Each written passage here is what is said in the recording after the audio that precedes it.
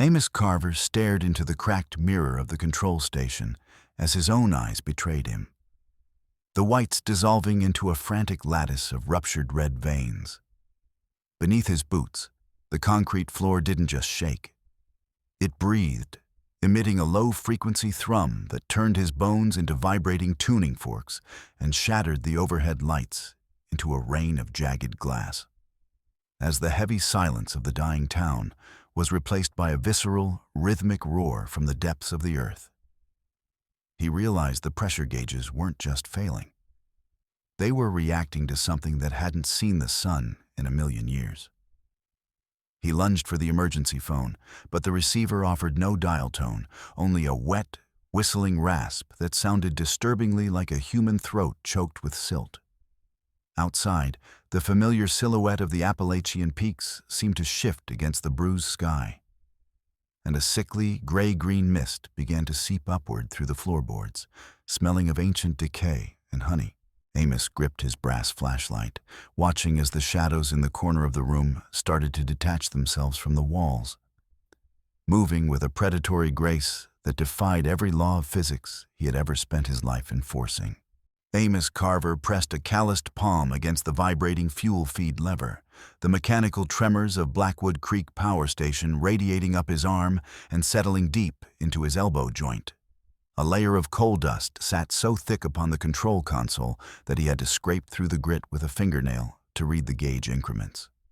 Beneath the soaring, soot-stained rafters, a heavy, acrid fog hung suspended, smelling of scorched rubber and ancient scale.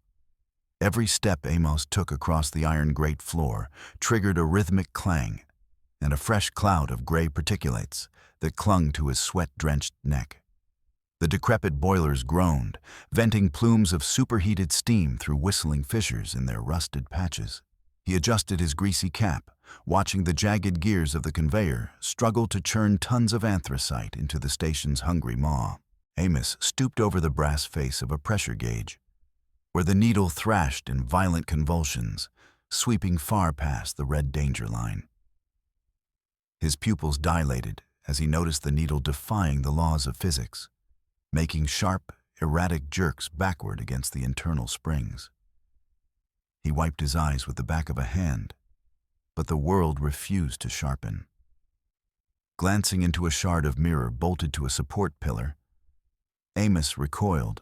The whites of his eyes had transformed into a crimson slurry of ruptured capillaries. Thin red filaments webbed his irises, pulsing in time with the unnatural rhythm of the machinery.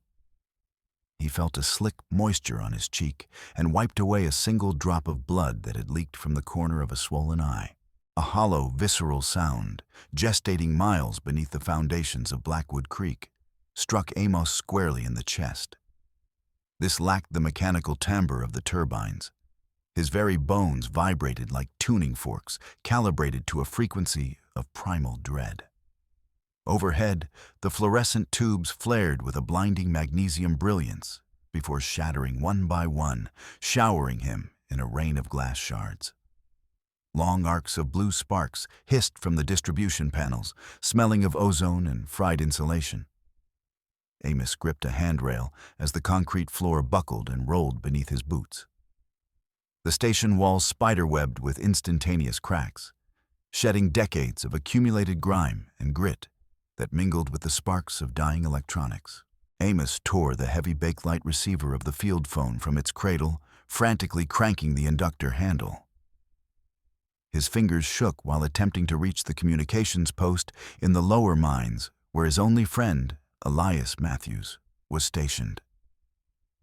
Instead of a dial tone, a chaos of static roared into his ear, sounding like metal teeth grinding against glass.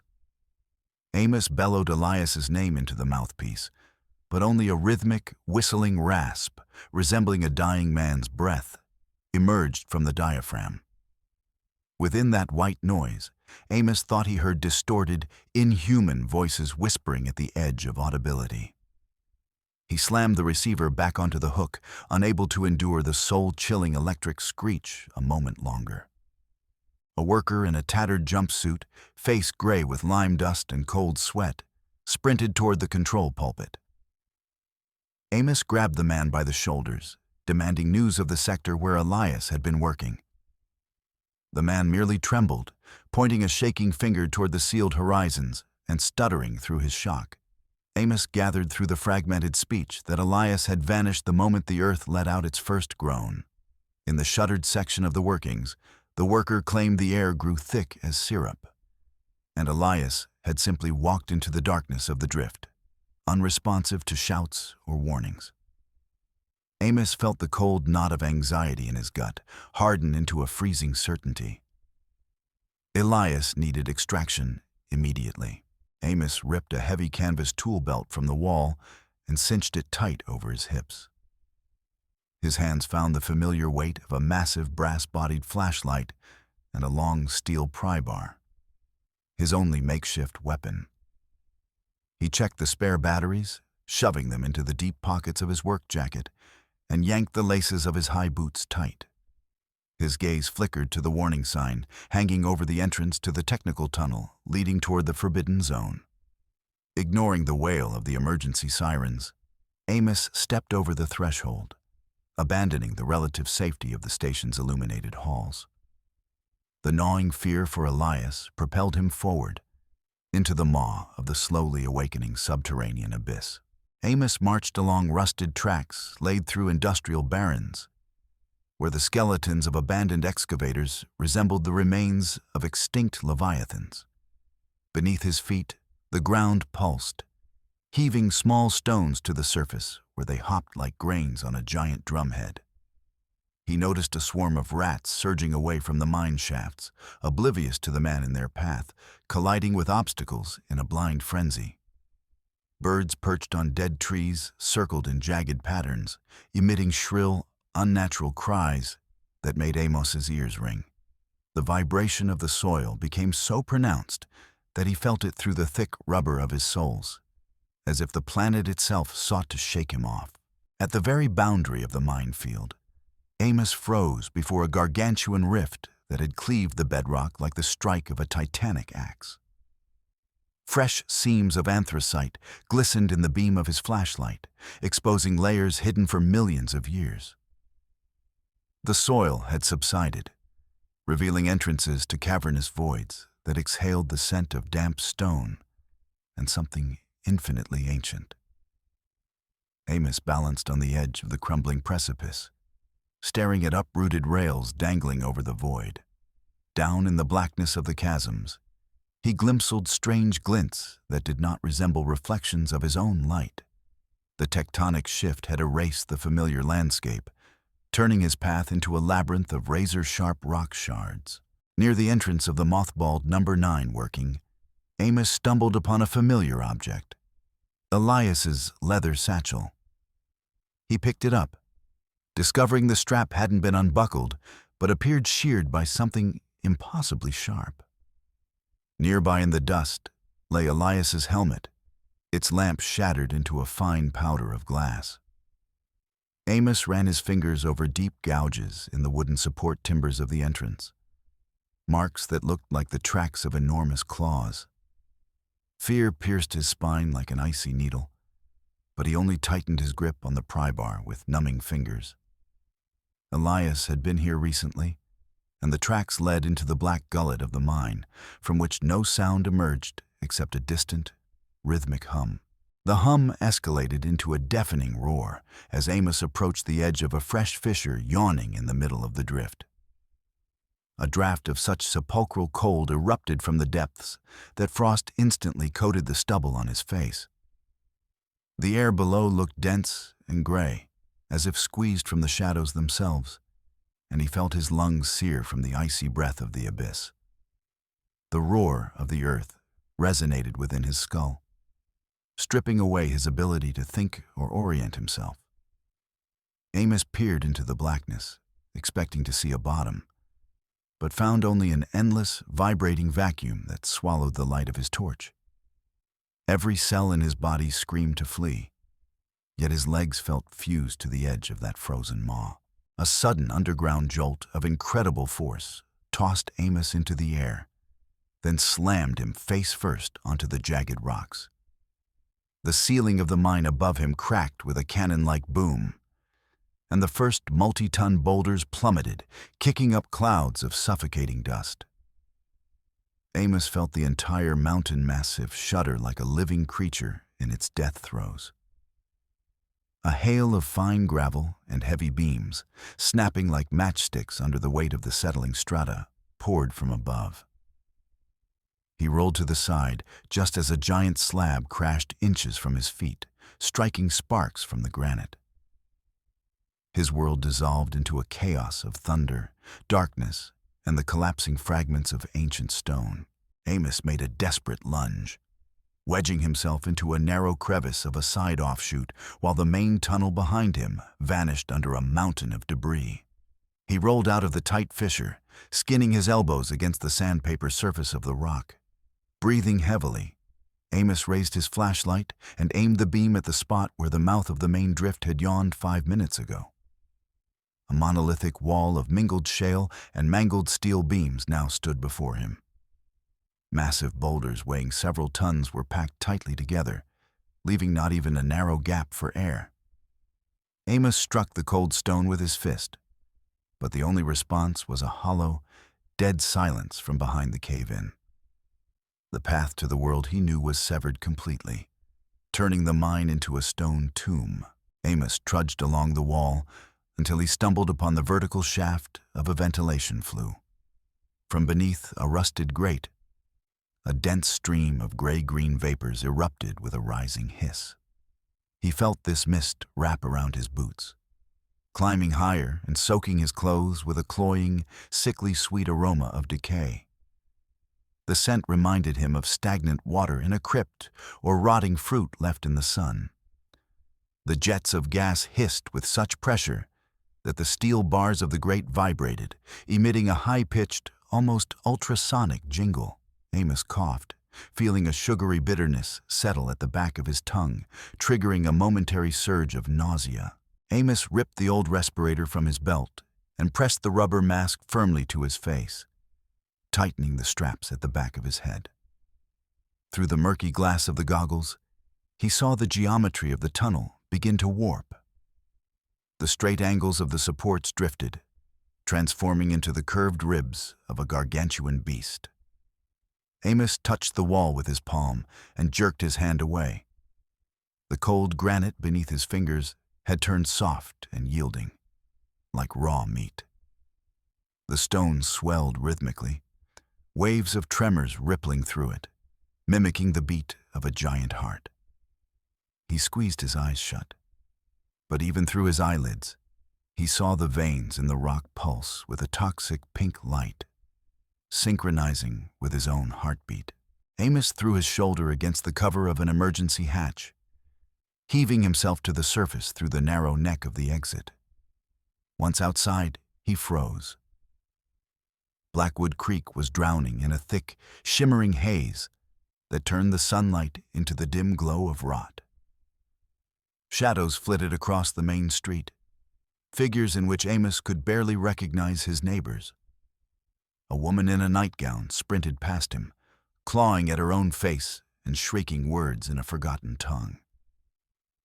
The air trembled with a collective wail, merging into a single cacophony of madness.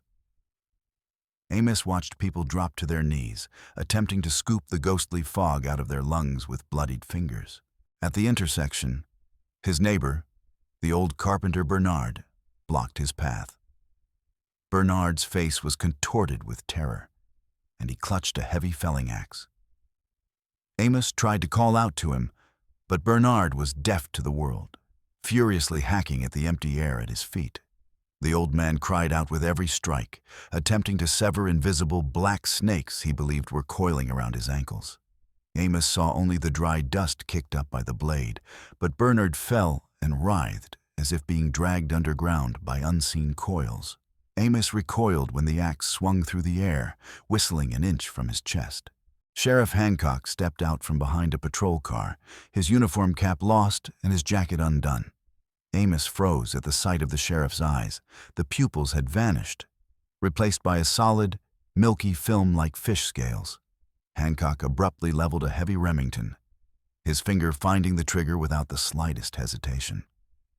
To Sheriff Hancock, Amos was no longer a man. In his hallucinations, a multi-armed, horned shadow stood on the road, birthed from the mountain's depths. The first shot shattered the street's silence like thunder, and a spray of buckshot tore splinters from a door frame directly above Amos's head, forcing him to hit the dirt.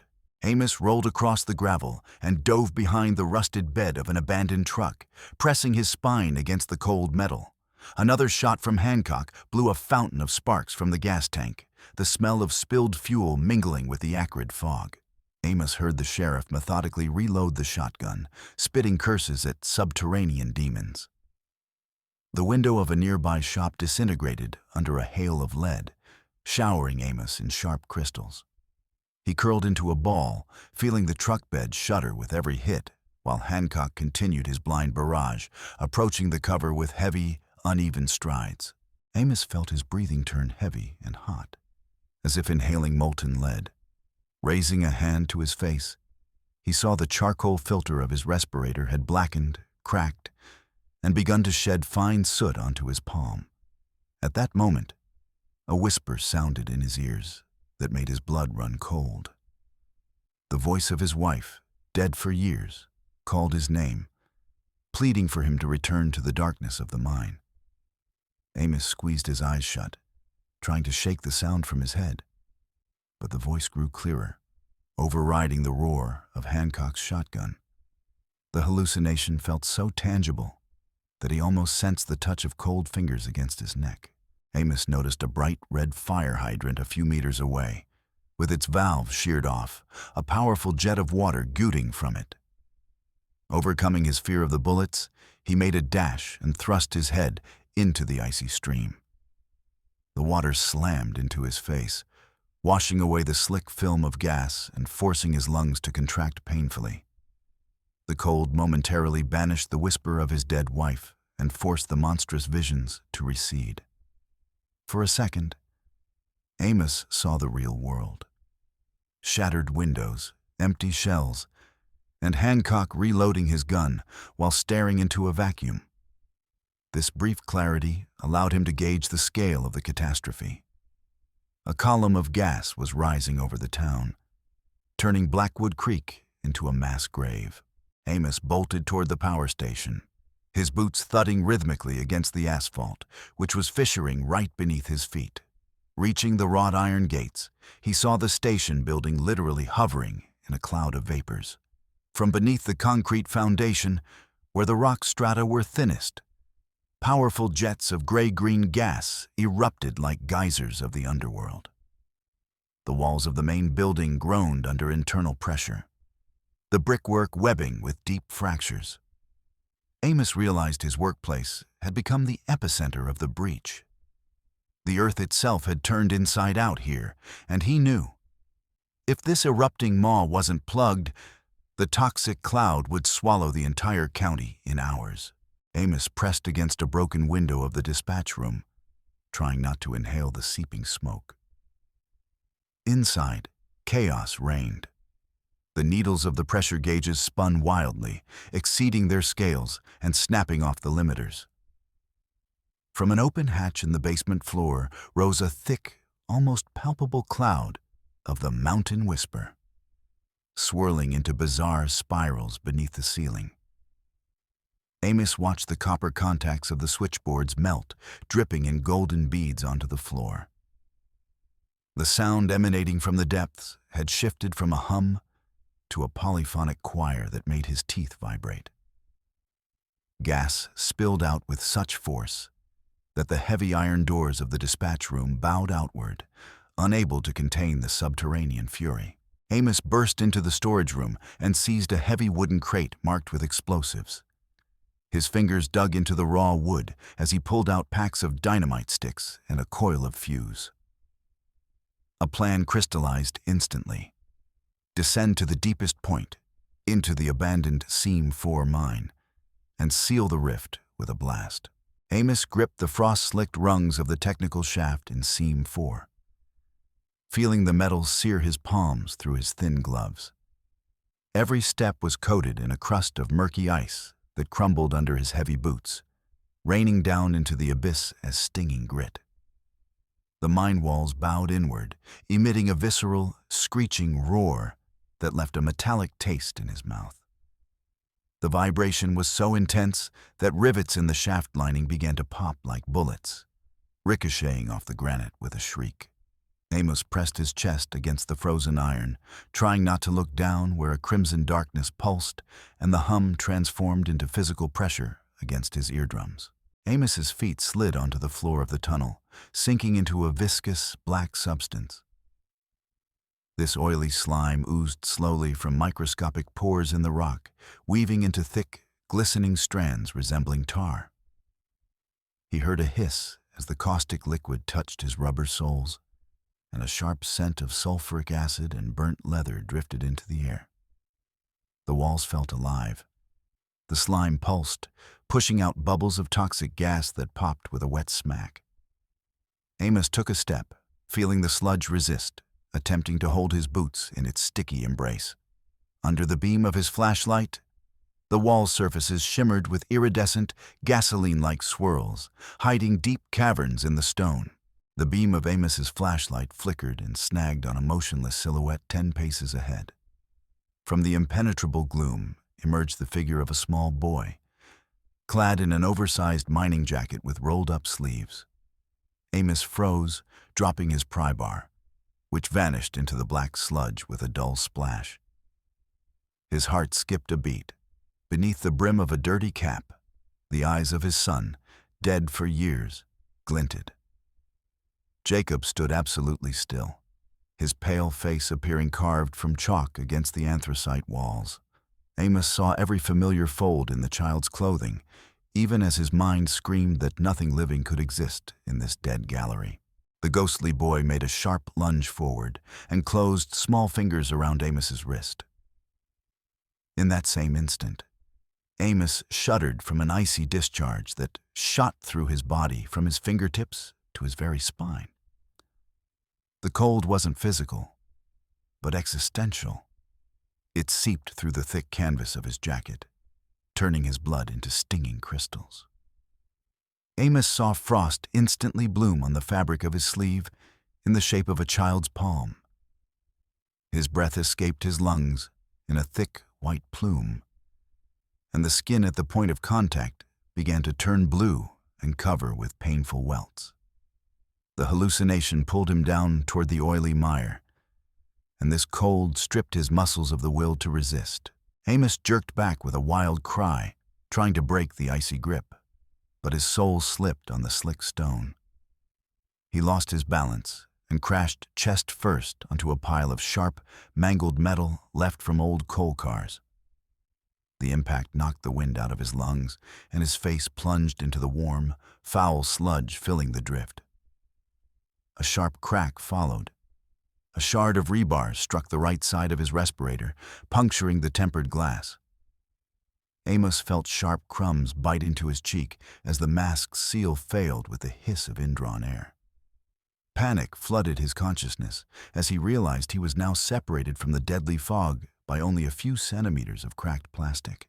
Amos frantically tore a roll of adhesive tape from his belt, his fingers smeared in black slime, slipping over the smooth surface. Through the widening crack, the first draft of the Mountain Whisper rushed into the mask, searing his throat with the taste of raw earth and copper. The world before his eyes began to tint in toxic purple hues, and the edges of objects blurred into vibrating halos. Amos slapped on the first layer of tape, choking on his own cough while the gas stained the whites of his eyes a murky yellow. With every breath, he felt reality slipping. The sound of falling drops turned into the rustle of 1,000 wings, and the crack in the glass looked like a vast abyss devouring his sanity. Amos delivered a sharp elbow strike to the ghostly child's jaw, feeling only a vacuum and an icy burn on his skin. The hallucination disintegrated into gray flakes, allowing him to crawl to the central support of Seam 4. The gargantuan column of petrified wood and steel bowed in an arc, webbed with deep, pulsing fractures. Amos pulled the dynamite bundles from the crate, shoving them deep into the rock rift that spat out hot grit. His fingers bled, catching on the sharp edges of shale as he packed the charges into the vibrating core of the mountain. Every movement was accompanied by the snap of breaking fingernails and a dull roar emanating from the very base of the mine. Amos feverishly inserted copper blasting caps into the soft flesh of the dynamite sticks. The mine walls emitted a piercing, ultrasonic shriek that sent thin streams of blood leaking from his ears. Through the breach in his respirator, a stream of concentrated gas flooded in, tasting of scorched copper and damp leaves.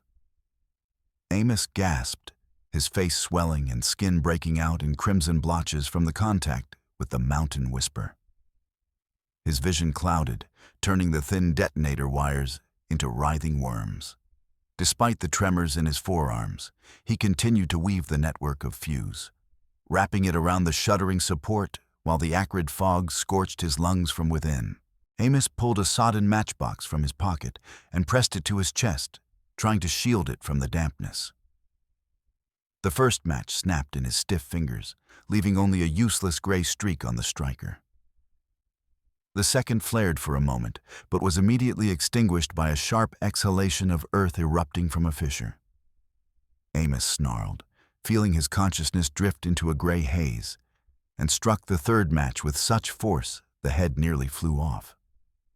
A dim orange flame danced on the tip of the fuse, and he watched entranced as the hissing spark bit into the braiding. The smell of saltpeter and gunpowder momentarily overrode the stench of the abyss, giving him a final impulse to move. Amos turned and bolted toward the vertical shaft, stumbling over discarded tools and fragments of supports. Behind him, the rock began to make sounds like the fire of heavy artillery. The air became so dense he literally pushed through it, feeling the heat of rising pressure on his skin. The mine ceiling behind him sagged, spewing fountains of sparks and fiery gas from the awakened depths. Amos jumped onto the rusted ladder of the shaft just as the first explosion rocked the base of Seam 4, turning the drift into a tunnel of flying stone and flame. His muscles burned from the strain as he scrambled upward, escaping the pursuing roar of destruction. The deafening crash from below transformed into a tangible hammer that propelled Amos's body up the technical shaft. He flew through the darkness, shoulders striking the iron rungs, while the blast wave pushed him toward the light. Tons of anthracite and shale collapsed with a dull, final thud, sealing the rift and burying the source of the poisonous whisper. The vibration vanished instantly, replaced by a dead, heavy silence that squeezed Amos's chest. Dust and smoke filled the shaft, but he felt the earth's pulsation stop. The mountain massif had closed, forever isolating the ancient evil in a stone grave created by his own hands. Amos found himself pinned against the exit hatch by a heap of concrete debris and mangled metal. Oxygen was catastrophically scarce, and he began to dig feverishly, tearing his fingers to blood against the rough edges of the slabs. His fingernails snapped, leaving red tracks on the gray dust. But he continued to bite into the blockage with the fury of a cornered beast. One by one, he cast aside the stones, feeling the concrete floor of the power station crumble above his head. Finally, his fingers broke through a narrow gap, and cold, real air rushed in. With a final effort, Amos widened the passage and pushed his broken body onto the surface, leaving shreds of his clothes on the sharp edges of rebar. Amos tumbled onto the shattered tile of the machine hall, convulsing with bouts of vomiting and coughing. His palms left black, oily prints on the floor as he attempted to crawl away from the smoking pit. He grabbed the straps of his respirator and ripped it from his face, tossing the useless piece of plastic aside. The icy air scorched his inflamed throat, bringing with it the smell of soot and settled dust. Amos rolled onto his back, staring into the broken ceiling through which a pale, lifeless sky was visible. Sweat mingled with coal soot on his forehead, running down his temples and leaving pale tracks on his blackened face. Amos rose on trembling legs and walked to the huge panoramic window overlooking Blackwood Creek. The gray-green haze that had just been choking the town began to subside rapidly, turning into harmless dust on the pavements. He saw the figures of people on the streets freeze, emerging from their trances and looking around. The woman who had just been tearing at herself now sat on her knees, staring dully at her bloodied hands. Everywhere among the ruins lay the motionless bodies of those who had not survived the madness. And Amos felt the weight of every casualty settle on his shoulders. The town fell silent, plunging into a stupor after the collective nightmare triggered by the subterranean breath. Amos walked slowly along the main street, stumbling over empty shells and broken glass. The silhouette of Sheriff Hancock drifted past, the man sitting right in the road dust, leaning his back against the wheel of a patrol car. The sheriff's shotgun lay aside, and his eyes, having regained their pupils, were fixed on his own palms. Hancock didn't raise his head as Amos passed, his lips merely moving soundlessly, counting invisible losses. Amos saw in that gaze a void that no law could fill. The town around him seemed like a set for a movie about the end of the world, where the survivors were merely accidental shadows. Amos returned to the station building, where the silence was so dense he could hear the cooling metal of the boilers. He walked into the dispatch room and sank onto the only surviving chair, its upholstery scorched by sparks. Before him, the needles of the pressure gauges remained frozen in the red zones, and dead screens reflected nothing but his own haggard face. Amos placed his hands on the control pulpit, covered in a layer of gray lime, and closed his eyes. In this office, where he had spent half his life, he now felt like a stranger, a watchman in a graveyard of mechanisms and hopes. The electrical hum had disappeared, leaving only a ringing in his ears. Amos listened to the silence spilling over the ridges of the Appalachians and realized this quiet was more terrifying than any underground roar. It held no peace, only the final realization that Elias, his son, and dozens of others would never speak again. He felt the cold of loneliness creep under his skin, deeper than any tectonic shift. The mountains around Blackwood Creek had become just stone again, but for Amos, they had transformed into giant headstones. Every breath came with difficulty, as if the air had become too light for lungs accustomed to the weight of mine dust. His victory tasted of ash and old blood, clotted beneath his nails. Amos tightly closed his inflamed eyelids, trying to banish the image of the pale boy in the mining jacket. But the ghosts no longer needed fog or subterranean gas. They had settled in the deepest folds of his mind. The end. Do not proceed past this point,